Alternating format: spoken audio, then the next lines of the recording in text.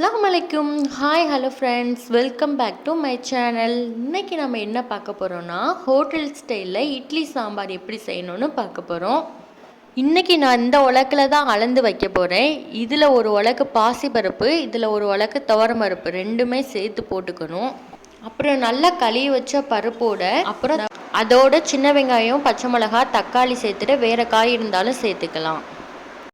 என்கிட்ட கேரட், கத்தரிக்காய், பீன்ஸ் எல்லாம் இருந்துச்சு. நீங்கள் இன்னும் பூசணிக்காய், மஞ்சள் பூசணிக்காய் சேர்த்திங்கன்னா இன்னும் டேஸ்ட் வந்து என்ஹான்ஸ் பண்ணி கொடுக்கும் ஹோட்டல் சாம்பாருக்கு. கண்டிப்பாக ட்ரை பண்ணுங்கள். இட்லி சாம்பார் செய்கிறீங்கன்னா காயை பொடிசாக நறுக்கி போடுங்க, ரெண்டாக நறுக்கி போடாமல். கடைசியாக கொத்தமல்லி இருந்தால் கொஞ்சம் சேர்த்துட்டு கொஞ்சம் மஞ்சத்தூள், கொஞ்சம் பெருங்காயத்தூள் எல்லாம் சேர்த்து கொஞ்சம் தண்ணி ஊற்றி குக்கரில் வெயிட் போட்டு விசில் விட்டுறலாம்.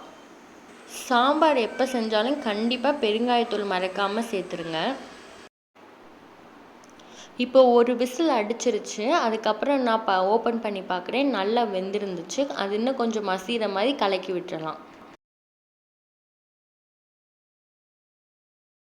அதுக்கப்புறம் 2 டேபிள் ஸ்பூன் சாம்பார் பொடி போட்டு இன்னும் ஒரே ஒரு விசில் மட்டும் வச்சிடலாம். அதுக்கப்புறம் தாளிப்பு கொடுத்துடலாம். தாளிக்கிறதுக்கு கொஞ்சம் எண்ணெய், கடுகு, வெங்காயம், கருவேப்பிலை, பட்டை வத்தல் இதெல்லாம் சேர்த்து நல்ல ப்ரௌன் கலரில் தாளிப்பு கொடுத்துடலாம். இன்னொரு விசில் அடித்து கடைசி ஃபைனலாக நம்மளோட இட்லி சாம்பார் ரெடி. இதுக்கப்புறம் இதில் ஒரே ஒரு ஸ்பூன் சர்க்கரை சேர்த்துக்கலாம். வெல்லம் இருந்தாலும் நீங்கள் சேர்த்துக்கோங்க. தாளிப்பையும் சேர்த்து ஒரே ஒரு தடவை மட்டும் கொதிக்க விட்டுறலாம்.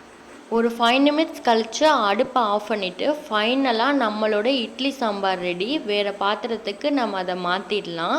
ஃபைனலாக கொத்தமல்லி தழை தூவி விட்டால் நம்மளோட இட்லி சாம்பார் ரெடி. டேஸ்ட் அல்டிமேட்டாக இருக்கும். கண்டிப்பாக ட்ரை பண்ணி பார்த்துட்டு சொல்லுங்கள். இந்த வீடியோ உங்களுக்கு பிடிச்சிருந்துச்சுன்னா மறக்காமல் நம்ம சேனலை சப்ஸ்கிரைப் பண்ணிடுங்க.